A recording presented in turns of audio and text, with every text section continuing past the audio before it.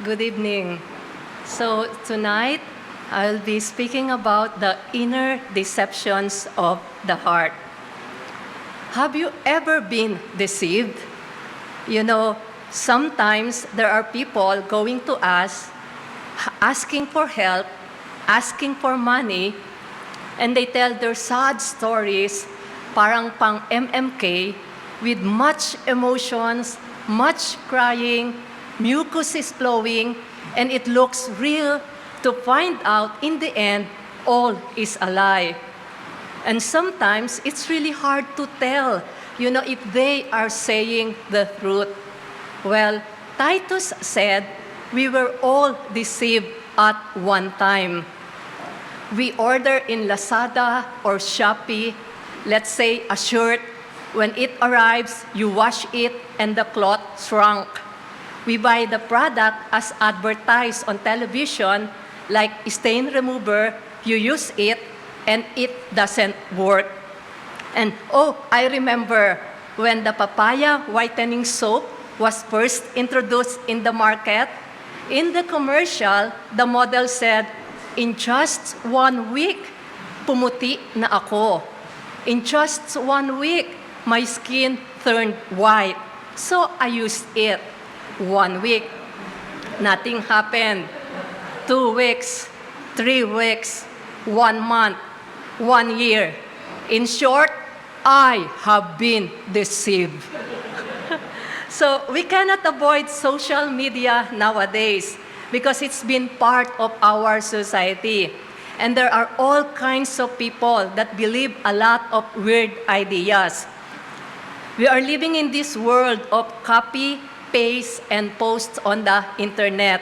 Some are harmless, but some can very harmful.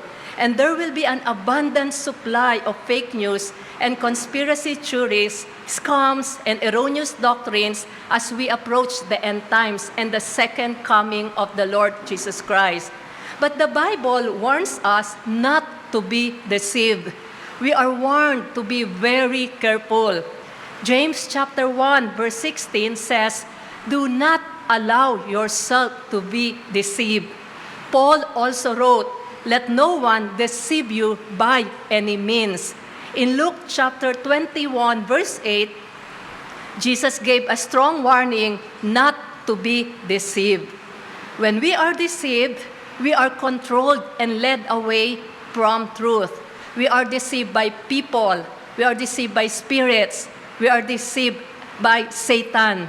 However, there is one deceiver who often goes unnoticed, and that deceiver is our own heart. Jeremiah chapter 17, verse 9, it says, the heart is deceitful above all things. Again, notice that this is in the superlative degree. Although we surely know this verse, but it is possible that we do not grasp the gravity of it. The heart is deceitful. The other 2 times that this word appears in the Old Testament, it is translated corrupted and polluted. So it is a word that should give us a clear indication what God thinks of our heart. Corrupted, polluted. One pastor says, it is something foul in every sense and should be considered as something belonging to in the septic tank. Corrupted, polluted. Matthew 15:19 says, from the heart come evil thoughts, murder, adultery, all sexual immorality, theft, lying, and slander. But did God create mankind with a deceitful and desperately wicked heart? No, He did not. God did not create the sinful carnal nature that we possess. In Genesis chapter 1, verse 26, God said, let us make man in our image after our likeness. Man is God's highest creation. The Lord created the rest of His creation by His spoken word. but He made and formed man with His own hands. He breathed the breath of life into man. Genesis chapter 1, verse 31, it says, God saw that everything He had made was very good. So man was created in a very good state at that point. So here we see so clearly that man was not created with a deceitful and wicked heart. However, we know the rest of the story. Eve was deceived. Sometimes, when I'm reading these verses in Genesis, I find myself, wanting to shout to Adam and Eve, "Don't do it! Don't take the enemy's bait!" But they did. And we quickly see the results of their failure. And we all inherited this sin from Adam and Eve, the old self or the old man.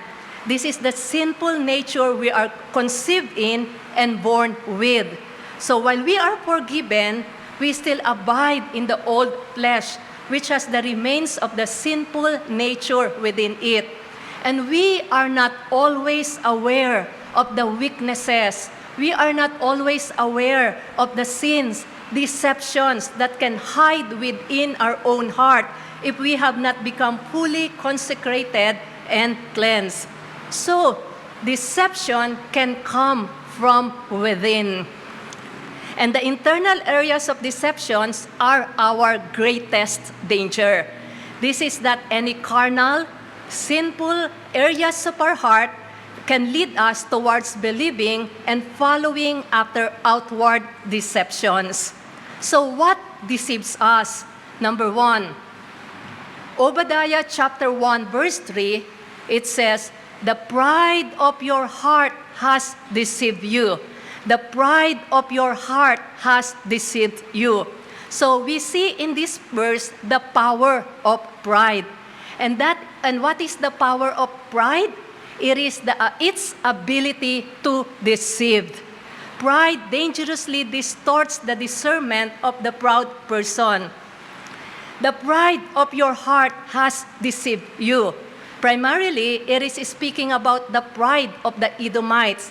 However, it deals with the oldest sin, way back to the rebellion in heaven. Ezekiel had a revelation concerning the pride of Lucifer. In Ezekiel 28, verse 17, "Your heart was filled with pride." And God had already given Lucifer extraordinary beauty and wisdom. Ezekiel 28, 12 to 15, it was discussed that Lucifer was in the garden of God. His clothing was adorned with every precious stone. Lucifer was ordained. He was anointed. He was the one who led worship in heaven, and he had access to the holy mountain of God. With all the favor he received, I'm sure we will all say, "Sana all." He had everything he could hope for, but he wanted more. Lucifer was not satisfied with all those blessings. He then wanted to receive worship that was belonged to God alone. Lucifer wanted to be unequal. Lucifer wanted to be unexcelled. He desired to be the King of Kings. He desired to be the Lord of Lords. And when God denied him of his prideful desire, he sought to turn all of heaven against God, and he succeeded with 1/3 of the angels. So pride is Lucifer's downfall. Pride is the sin that turned an angel into a devil. And sometimes we minimize pride today. We say adultery, immorality, homosexuality are worse sins, and they are. We say greediness and wrath are awful, and they are indeed awful. But pride is the seed of all sin, and from it all other sins arise. So it is at the bottom of great iniquity. Pride can make us independent and rebellious as we deceive ourselves into thinking that we deserve better than what we have given. Pride is self-deceit. And what lies in the middle of pride? It is the letter I. 2 Timothy 3 verse 1 says, in the last days, people will love only themselves, and this is the root of man's sin. I, me, my, mine, myself. But come to think of it, when Jesus Christ came in this world, He said, I have come to do the will of God. Not my will, but yours be done. And many times, our hearts are fully committed to God. Then without warning, pride begins to spring up. If it left unchecked, it will multiply and corrupt our attitudes. And this would prevent us from becoming what God wants us to be. I heard a story from Brother Norman. There was a pastor who preached a dynamic message. In the congregation, there was this young man who wanted to congratulate that pastor, and he wanted to be the first one. The moment the pastor said amen, he ran in front and said, I want to be the first to congratulate you, pastor, for an excellent preaching. And the pastor said, thank you, but you are not the first one. Thank you, but you are not the first one. And the young man said, well, I didn't see anyone. I'm the one. I'm the first one. And the pastor said, no, because Satan already congratulated me. So pride has many faces of which we need to be careful and discerning. And if we open our hearts to it, even a small one, the enemy will rush to enter. Pride invites deception. It opens the door to deception. And deception thrives in a proud heart. Years ago, a friend of mine stepped down in the ministry because of some misdeeds. He put himself in trouble because pride crept in his heart. Knowing my pastor's friend's situation, it gave me the fear of the Lord because that could happen to me. You know, the danger in the ministry and in life itself is to look, at what we think we have accomplished. We read in 1 Samuel 15:12 that Samuel is looking for Saul, but Saul is out setting up a monument for himself. And so Saul was quite pleased with himself. The years, the victories, the honor of the throne, those things revealed the pride in Saul's heart. And Saul was not content with the honor of being God's chosen king. He wanted his own glory. He had misplaced praise from God to himself. Saul was more interested in getting a name for himself, so he set up a monument to himself. I know none of us here are going around and building a monument of ourselves. But there are other ways we build monuments. This is when we brag about our own accomplishments, when we pat our shoulders for a work well done, when we are getting the applause of men. We are building a monument when we glory in having large congregations. We are building a monument when we glory in having a nice church building. And if all of this is left unchecked, if we decide to follow the deceptive words of our heart, we are heading for trouble. Solomon warned us that pride goes before destruction. When John the Baptist was, at the peak of his ministry, Jesus appeared on the scene. And the crowds who had once followed John began to follow Jesus instead. And John's reply, he said, he must become greater and greater. I must become less and less. So the word must is important. I must become less and less. So we should not be surprised that pride was part of Saul's fall. The kingdom was taken from him and given to another. We frequently use oil and water to illustrate two things that are immiscible. Someone said that God and pride are like oil and water. And God is very specific. He hates pride. There is no room for grace in a proud heart because God only gives grace to the humble. In 1 Peter chapter 5, verse 5, the Apostle Peter concluded his epistle by reminding us to clothe ourselves with humility, because humility is the key that we can free our hearts from deception and destruction. God hates pride. We should hate it too. So number 2, what deceives us? Hebrews 3, verse 13, you must warn each other every day while it is still today, so that none of you will be deceived by sin and hardened against God. So sin, like pride, has power to deceive. Sin and deception offer that which is desirable in the beginning, but it destroys in the end. Satan came to Adam and Eve in the garden and said, God knows that your eyes will be opened. You will be like God, knowing good and evil. So it was desirable in the beginning. But when Adam and Eve ate the forbidden fruit, they were driven out from the garden. So it is important to realize that sin and deception is beautifully packaged very well. It appeals to our natural senses and desires. It is not going to be packaged which says, danger, do not open. No. Instead, it makes things look so good. So sin and deception are illustrated tragically by Samson. Samson has a good start. His name means sunlight. He has a special calling, a specific calling. He was a Nazirite. And to be a Nazirite means someone who is set apart for God. So there was a tremendous supernatural strength that God had given to Samson. So we are not talking about ordinary man. He was anointed by God.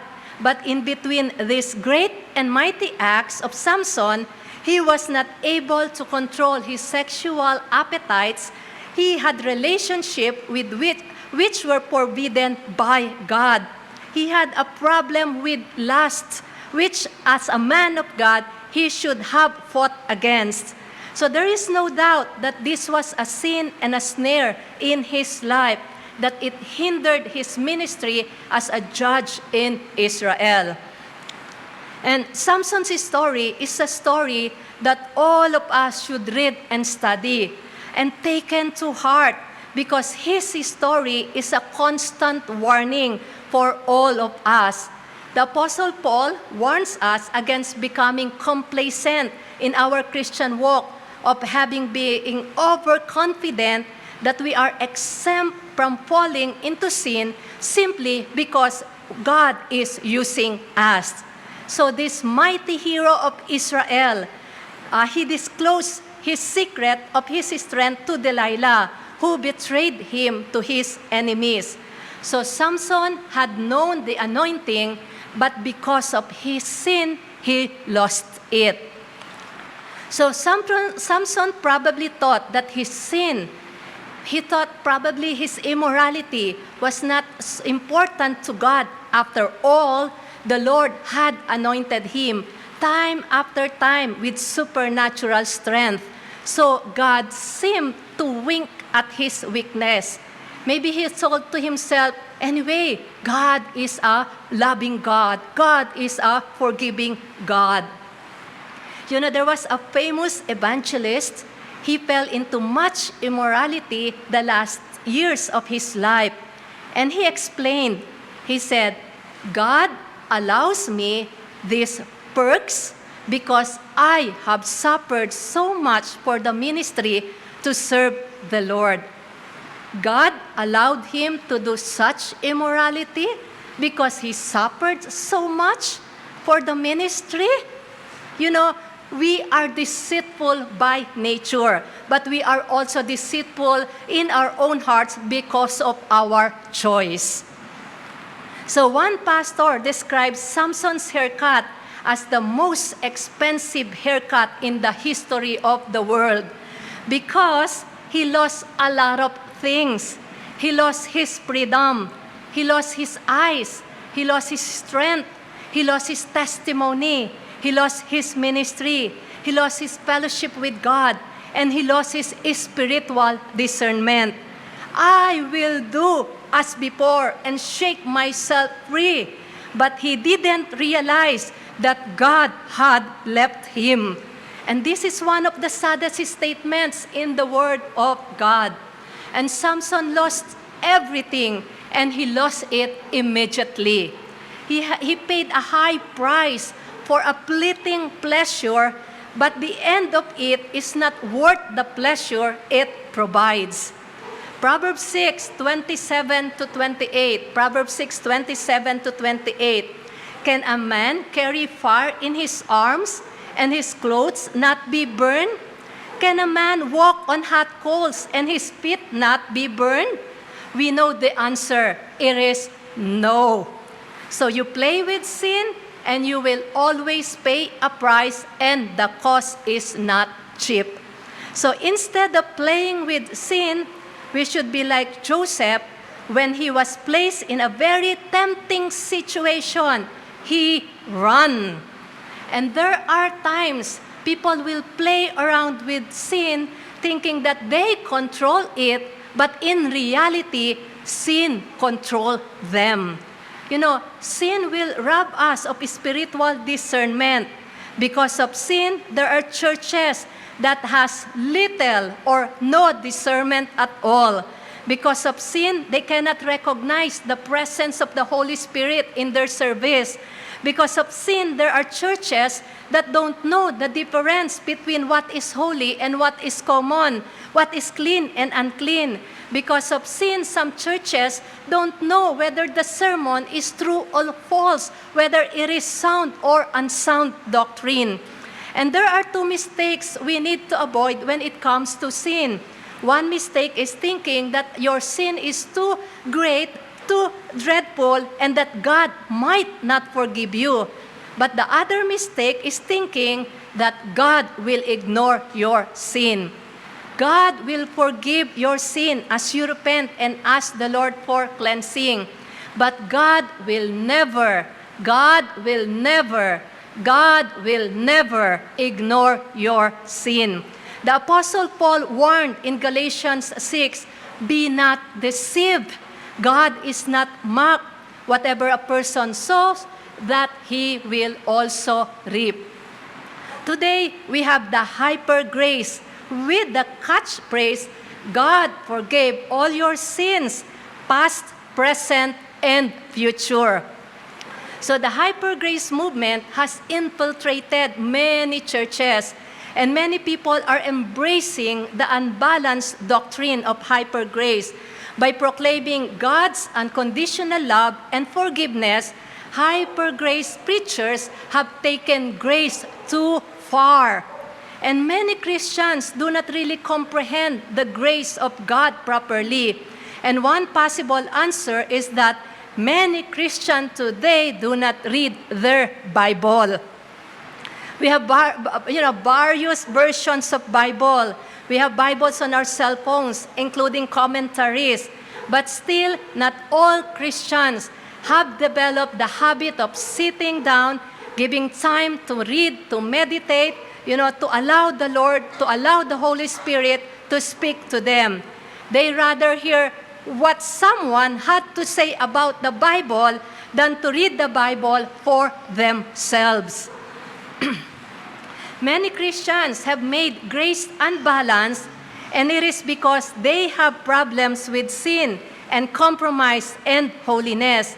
They are attracted to the hyper grace message because it gives them the excuse that they can sin and just expect that God will forgive all their sins.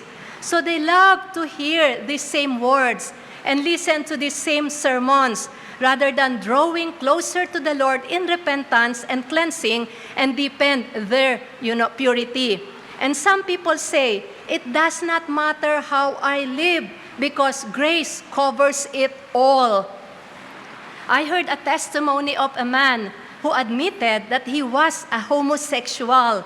He claimed that he did not need to make any change in his life because as a Christian, his sins are forgiven.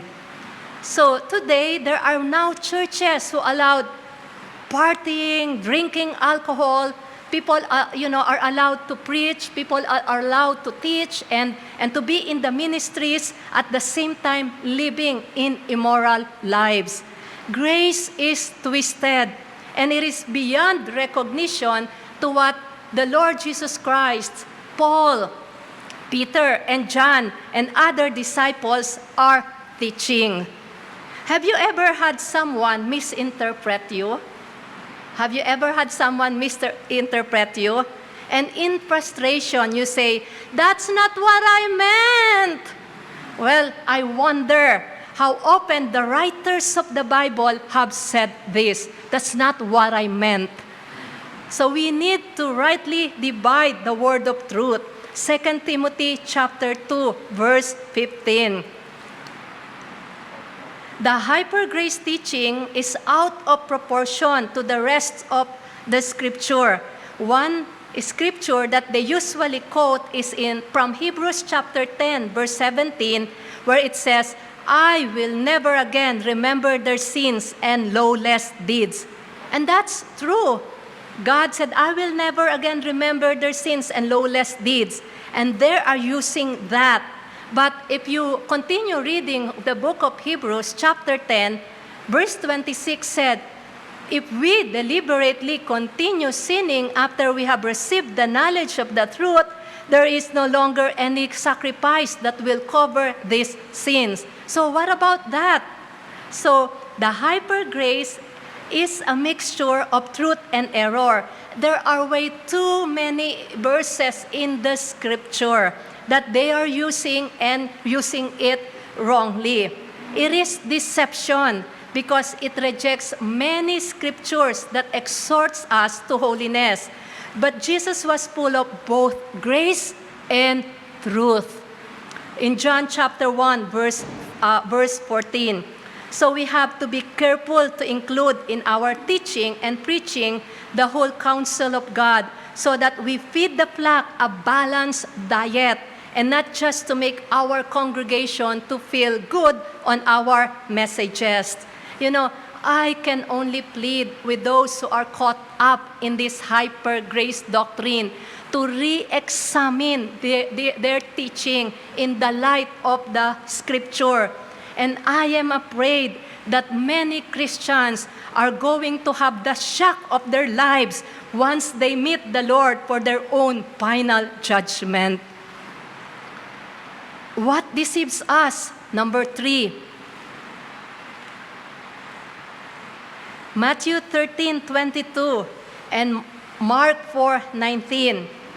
So the seed sown among the thorns is the one who hears the word, but the worries of this life and the deceitfulness of wealth choke the word and it becomes unfruitful.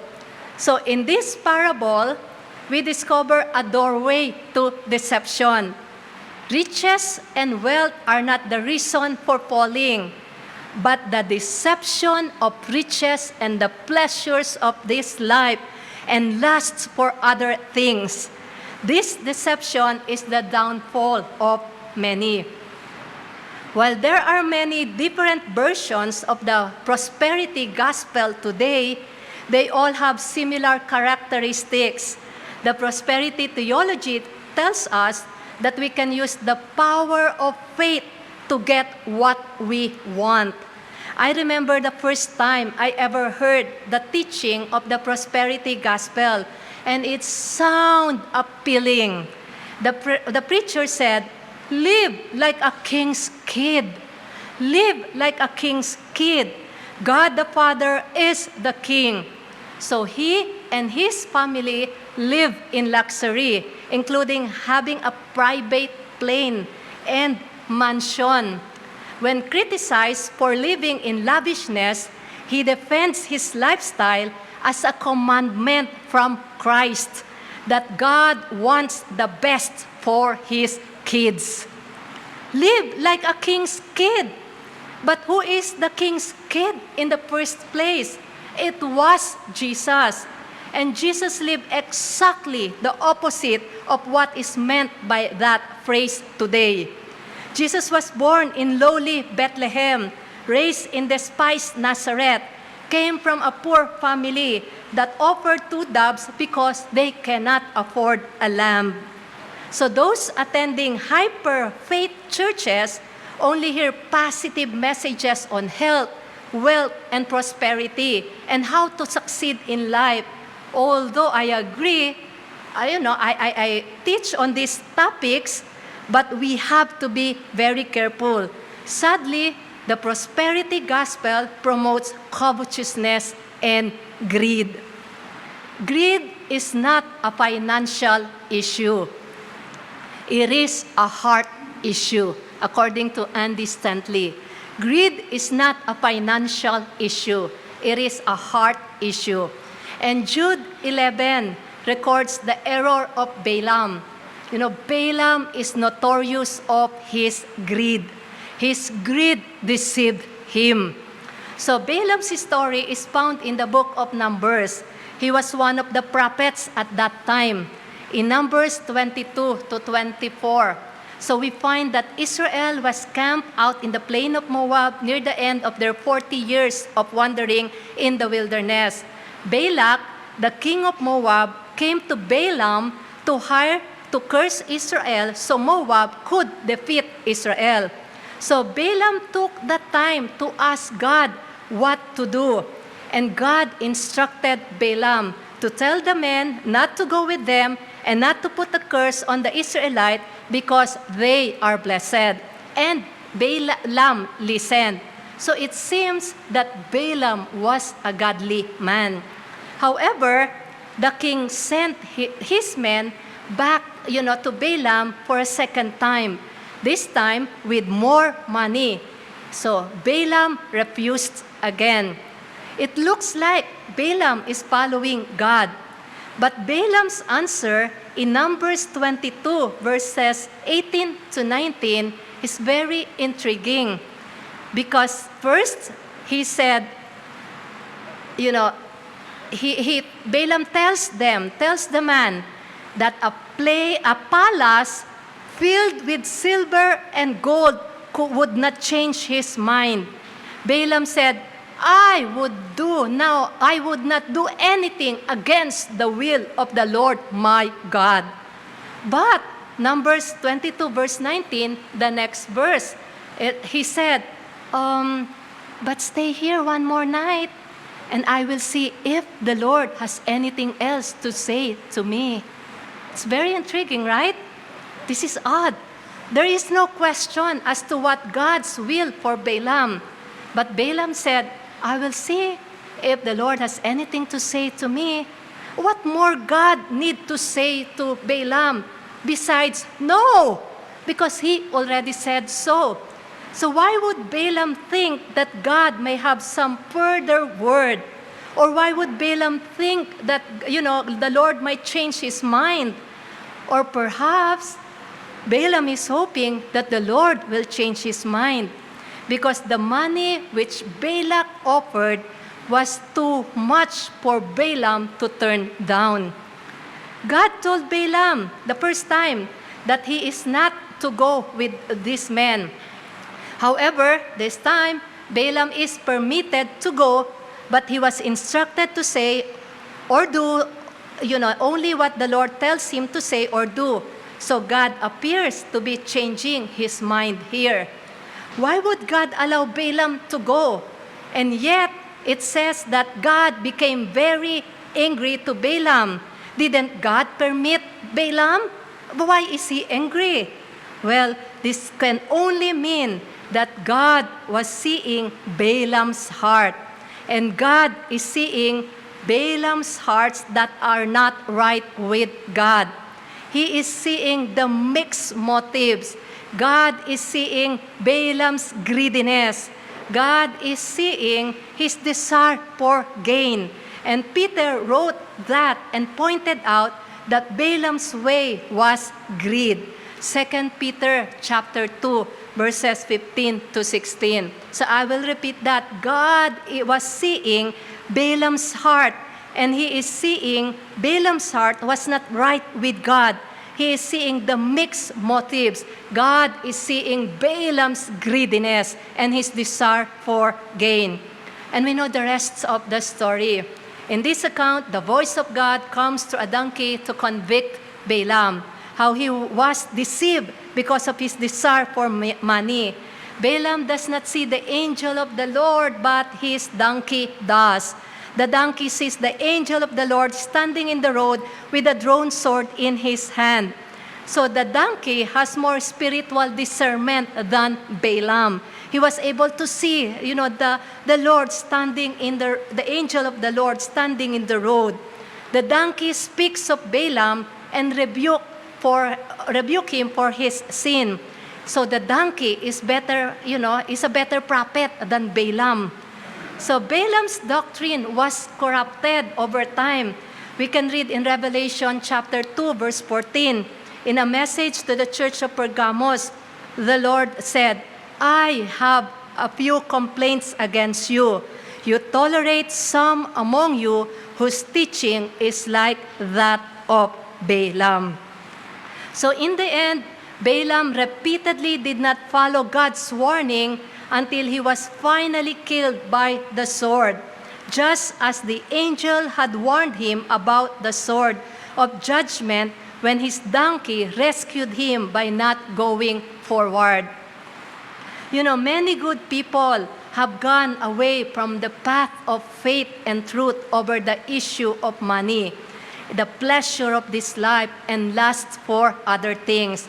Last night's prophecy, it says that the spirit of Balaam is drawing the people of the Lord away from God. The spirit of Balaam is drawing the people of the Lord away from Him. So in closing, deceptions will increase in these last days. And it is of the highest importance that we ask the Lord to cleanse us from any wrong, secret things in our hearts that could lead us away from the truth, to believe in these many deceptions.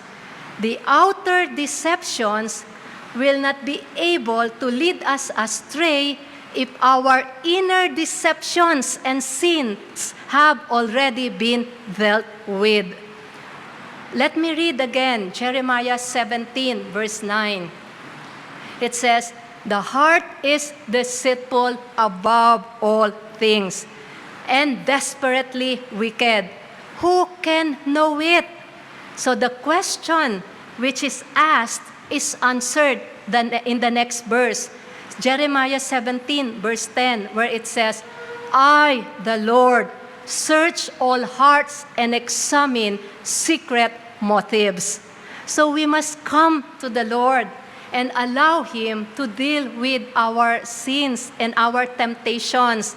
Let the searchlight penetrates the darkness, of our hearts and reveals if there is any hidden sin, anything that comes between God and us, anything that grieves God, anything that grieves the Holy Spirit.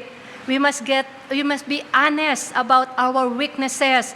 We must be honest about the sin in our heart and realize that God alone can change it. There was a time in my life when there was a real weakness and a struggle in my heart. And the Lord chose to expose my heart. And He wants me to see the condition of my own heart. So in a vision, He showed me my heart, and a hand were holding it. And I asked Him, Lord, whose hand is that? Because it's really a scary hand. So I said, wow, maybe this is Satan's hand attacking me. And I started to rebuke it. And I was shocked when the Lord spoke to me. He said, Seth, it is your hand. He made me realize that I am holding that area of my heart. and I am full of pride and envy and jealousy. And I repented and asked the Lord for cleansing and surrender those areas to Him. Amen. So God has not left us without hope, because God promised in Ezekiel 36:26 to 27, the possibility of a new heart and a new spirit. And God wants, to cleanse our hearts and minds, but our part is needed. So let us pray, as David prayed in Psalm 139, verse 23 to 24. God, search me. Lord, search me and know my heart. Lord, test me. Lord, examine me. Lord, point out anything in me that offends you and lead me along the path of everlasting life. Amen? Attending seminar and church services is a great thing like this, but that's not what changed us, because it is to God we come. It is to Him we present ourselves. And that can be done anytime. And that can be done at this moment. Lord, search me. God, test me. Lord, point out anything in me, any hidden things, any hidden sin, anything that offends you, God. Again, I, the Lord, search the heart. I, the Lord, search the heart. And I believe tonight He is saying, right now, my son, give me your heart. My daughter, give me your heart. And let us respond by allowing the Lord to work deep in our hearts. Amen? Amen and amen, and thank you.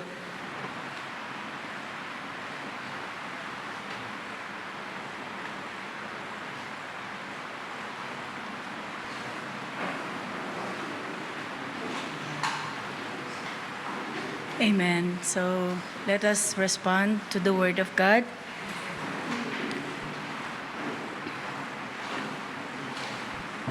Hallelujah. Yes, Jesus.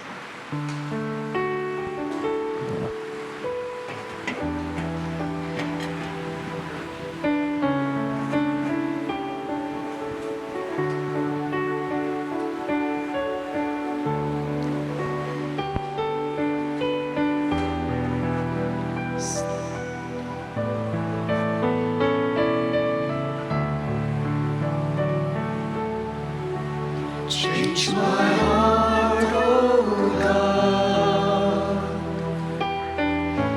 Make it ever true.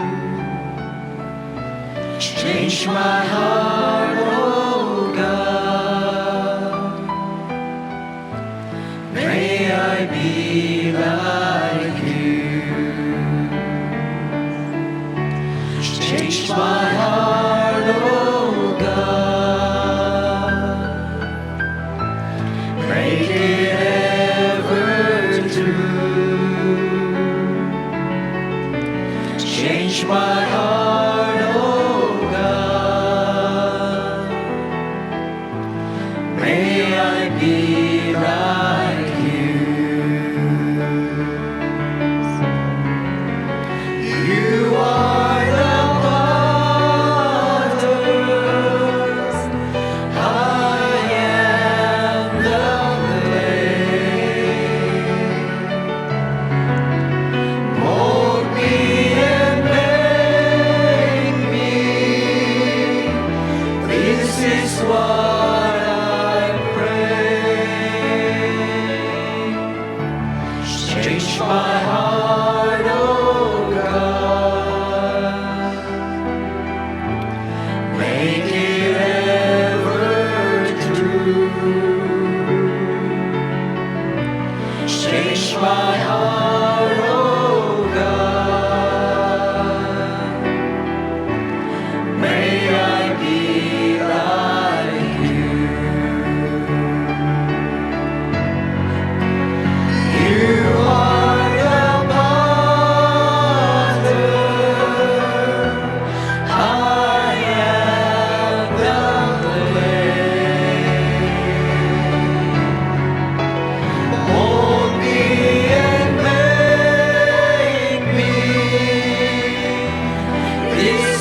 what I pray. Change my heart, oh God. Make it ever true. Change my heart, oh God. May I be like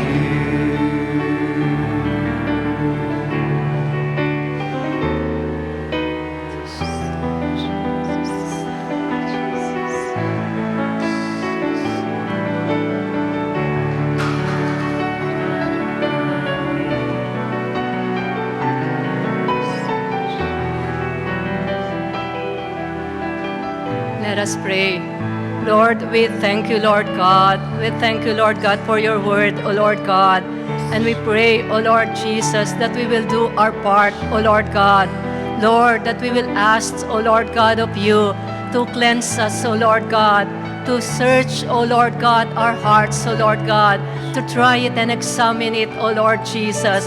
Lord God, we are opening our hearts to you, and we welcome, O Lord God, the sword of the Spirit, O Lord God, to cut away, O Lord God, things, Lord God, that is not of you, O Lord God, of the flesh, O Lord God.